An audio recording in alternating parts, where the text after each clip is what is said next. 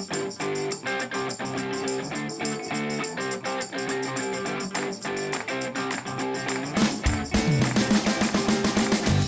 everybody, Shelly here, and today I've got for you my month of April favorites and fails. So I've only got a few this month, and actually I have some fails.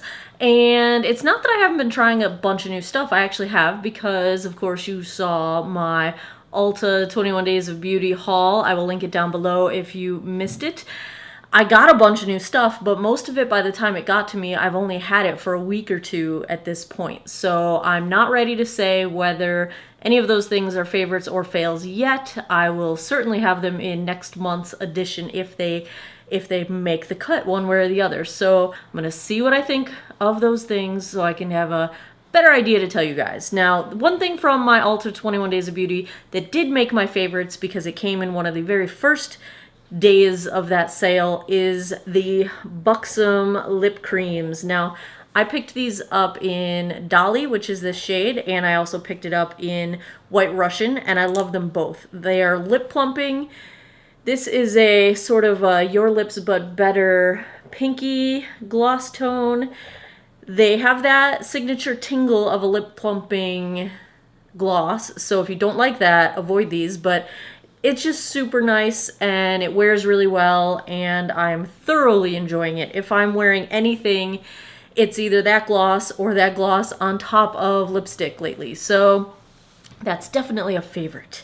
Another favorite, you saw my review in Foundation Fest of this foundation, and I've just found myself reaching for it over and over and over because it's starting to get warmer outside, and this just lasts through everything, and that is the Estee Lauder Double Wear Foundation. And I've got this in shade 1C1 Cool Bone, which is the lightest shade, and it's a little bit too dark for me, so I've been mixing it with the Manic Panic Dream Tone White Foundation Mixer, and I've been doing about 2 parts of foundation to 1 part mixer, and it's been working really well. It has not negatively impacted the wear or texture or anything of this foundation. I'm loving it. I did just pick up the NYX foundation mixer in Opalescent. I haven't tried it yet, but my plan is to try it. But I still have this, and this is working really well. And I'll let you know how that goes when I do get around to trying it that way. The lashes I'm wearing today, and I might have had these in my favorites previously. I don't think I had worn them enough at that point to put them in last month's favorites, but they're the Salon Perfect 615 Go Glam lashes, and I am loving these. They're just enough to sort of balance out when I've got a heavy eye look going on, but they're not crazy unnatural looking. I don't know. I do really like these, and I've been wearing lashes more often because I like these, so that's been happening. My last favorite is a lash curler. I think I have finally found one that curls my lashes and doesn't tug on them or pull on them, and it is the Shiseido eyelash curler.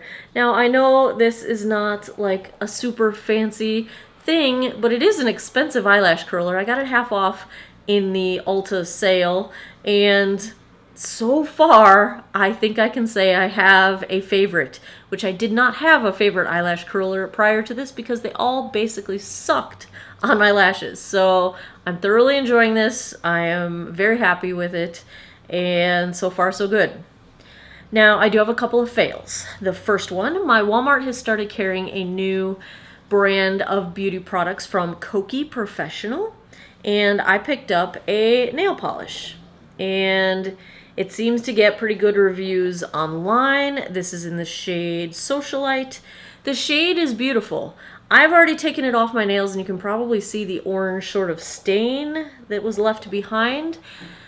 So here's the positives of this nail polish. It goes on very opaque, true to color. That is beautiful. I put 2 coats of the polish on, and I coated it top coat with Sally Hansen's Insta-Dry, which is like the universal go-to top coat. And so I did that a little bit before bedtime, and I went to bed, and normally that's a disastrous recipe for waking up with a manicure that's all fuzzy stuck to it and all kinds of messiness. But miraculously, this stuff dries really fast, and it dried solid, and it's probably the first time in a long time that I did not have a single nick in my manicure. And that's amazing. So I was really excited about this polish. And then about 12, 14 hours into my day, I got a big chip on the edge of one of my nails. And I'm like, well, that sucks, but, you know, maybe I just didn't do the top coat well enough, something, you know, I was trying to blame myself. By the 24-hour mark, I had chips on 4 different nails. Big chunks of polish were coming off. And by the end of that evening, and I had to go to a formal event, I noticed I was wearing a black top, and I was getting flecks of orange nail polish in my hair, on my shirt. It was flaking off everywhere. Never again. I'm not even going to give it a second chance. This is going in the donate bin. Hopefully one of my friends can do something with it. It did not work on my nails at all. It was pretty awful. And my last fail for the month, and this disappointed me because I'm really a big fan of Rimmel, and it is the Scandal Eyes liquid liner.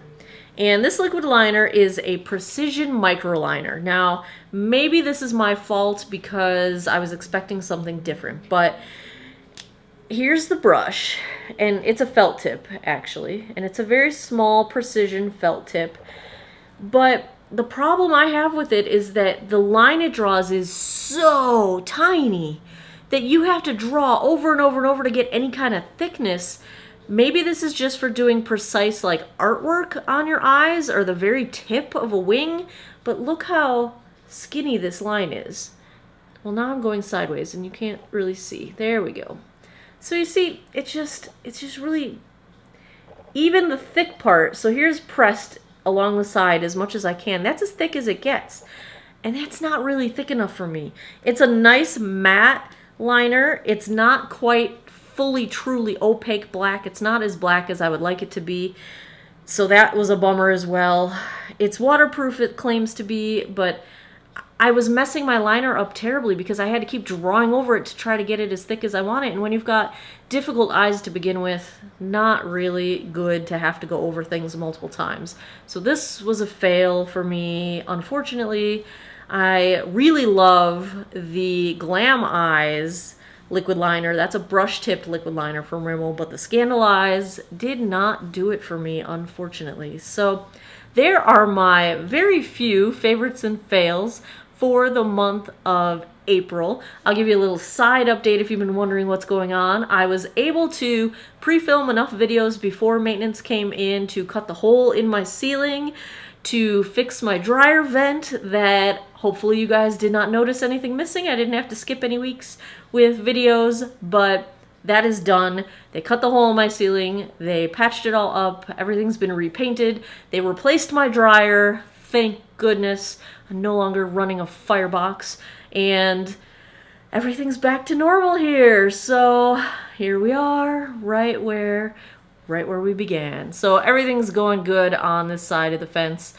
That's all I got for you guys today. Thanks for hanging out and geeking out over makeup with me. I appreciate your time and your attention. I hope you guys have an awesome day or night wherever you are in the world. Take care of each other. Don't forget your sunscreen. It's getting warm out there if you're in this hemisphere. Have a good one. Bye-bye.